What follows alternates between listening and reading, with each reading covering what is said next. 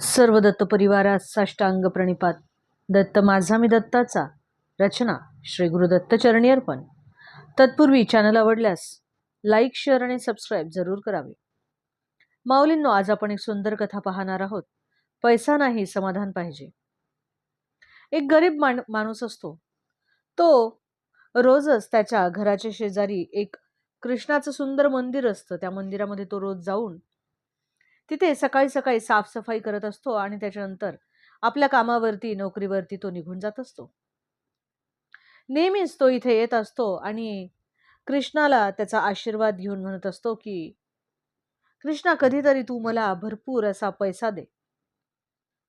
एक दिवस काय होतं, कृष्ण बालरूपामध्ये तिथे प्रगट होतात आणि तो माणूस जिथे असतो तिथे ते जातात आणि त्या माणसाला ते एक प्रश्न विचारतात की का रे बाबा, तू रोज या मंदिरामध्ये येत असतोस, कशासाठी येतोस? तेव्हा तो जो माणूस असतो तो पूर्ण इमानदारीने त्या बालरूपातील कृष्णाला सांगतो की माझा उद्देशच एवढा आहे फक्त की मला भरपूर पैसा हवा आहे आणि त्याच्यासाठीच मी मंदिरामध्ये देवाच्या दर्शनाला येतो आणि त्याच्यानंतर मी माझ्या कामावरती निघून जातो आणि मी वाट बघतो की कधीतरी माझे सुखाचे दिवस कधी बरं येतील आणि कधी बरं मला भरपूर असा पैसा मिळेल. बालरूपातील कृष्ण त्या माणसाला म्हणतो की तू चिंता करू नकोस. जेव्हा तुला चांगला अवसर येईल ना, त्यावेळेला काही ईश्वर तुला आवाज देऊन सांगणार नाहीत.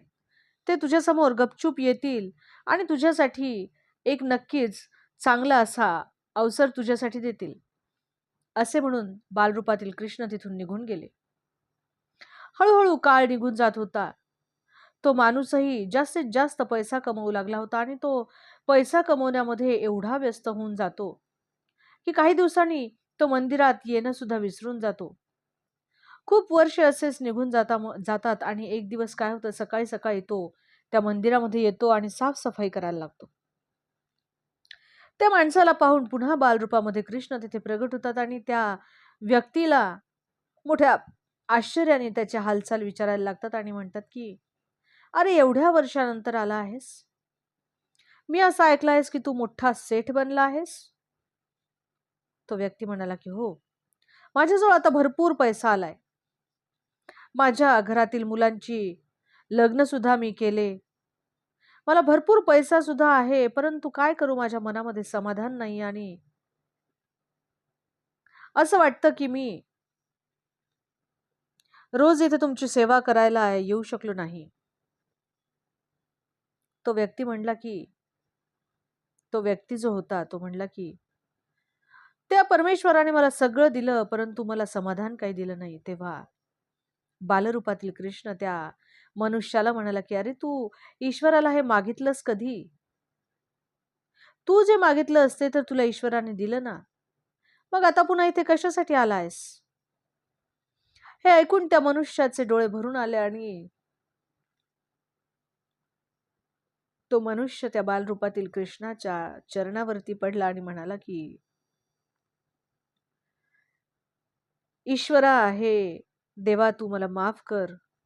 आता मी इथे काही मागण्यासाठी येणार नाही, परंतु तू मला निरंतर तुझी सेवा तेवढी करू दे. हे ऐकल्यानंतर बालरूपातील भगवान, बालरूपातील कृष्ण त्या मनुष्याला म्हणाले की तू आधी हे पहिल्यांदा विचार करून मला सांग की खरंच तू काही येथे मागण्यासाठी येणार नाहीस, फक्त सेवेसाठी आणि तुझ्या मनाच्या शांतीसाठीच जर तुला इथे यायचे असेल तर ठीक आहे. ईश्वराने त्या मनुष्याला समजून सांगायचा प्रयत्न केला की मागितल्यानंतर तर काय रे, सगळंच मिळतं, परंतु मनाचं जे समाधान असतं ना, ते केवळ आणि केवळ परमेश्वराची सेवा केल्यानंतरच मिळतं आणि त्याच्या बदल्यामध्ये तुम्ही काही मागायचं नसतं. हे ऐकल्यानंतर तो मनुष्य खूपच उदास, दुःखी, खिन्नी झाला आणि तो त्या बालरूपातील कृष्णाकडे पाहिला आणि म्हणाला की खरोखर मला आता काहीच नकोय, फक्त तुम्ही मला तुमच्या चरणाजवळ राहू द्या आणि मला माझ्या मनाचे समाधान तेवढे मिळू द्या. अवधूत चिंतन श्री गुरुदेव दत्त. दिगंबरा दिगंबरा श्रीपादवल्लभ दिगंबरा श्रीपादराजं शरणं प्रपद्ये.